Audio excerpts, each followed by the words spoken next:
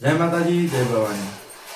હવે 14 તારીખે ઉત્તરાયણ એટલે ઘણા બધા લોકોનો ઉત્તરાયણનો શોખ છે અને અત્યારથી જ પતંગ ચગાવવાનું ચાલુ, પતંગ લૂંટવાનું ચાલુ, એટલે ખાસ કરીને નાના બાળકો હવે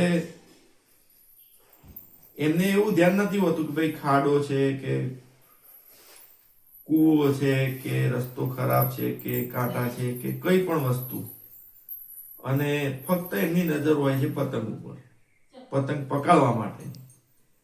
એટલે બધાને વિનંતી કરું છું કે ભાઈ ઉત્તરાયણનો તહેવાર છે, મનાવો, પરંતુ જે પ્રમાણે આપણી જિંદગી અમૂલ્ય છે એનું ધ્યાન રખાવો। અને ખાસ કરીને એમના મા બાપને વિનંતી કરું છું કે તમારું બાળક જો ધાબા ઉપર પતંગ ચગાવવા જાય છે અથવા કોઈ જગ્યાએ બાળકો સાથે પતંગ લૂંટવા માટે દોડે છે, ઘણા બધાને શોખ હોય છે પતંગ લૂંટવાનો, ત્યારે ક્યાંક ને ક્યાંક કોઈ અકસ્માતમાં તમારું બાળક ભોગ ના બને, જીવ ના જાય, કોઈ આકસ્મિક ઘટના ના બને તેનું ધ્યાન રાખો।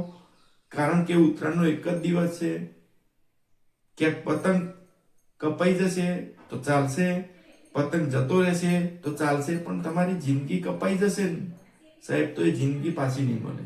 એટલે બધાને વિનંતી કરું છું બે હાથ જોડીને કે ઉત્તરાયણ એક એવો તહેવાર છે કે એને આનંદથી ઉજવો, પરંતુ એવી જગ્યાએ ના જાઓ કે કોઈ જગ્યાએ ઇલેક્ટ્રિક વાયરો છે, કોઈ જગ્યાએ ખાડા છે, કોઈ વાહનની અવર જવર વધુ રહેતી હોય, રોડ ઉપર દોડમ દોડ ના કરો, બધું સાચવો મિત્રો।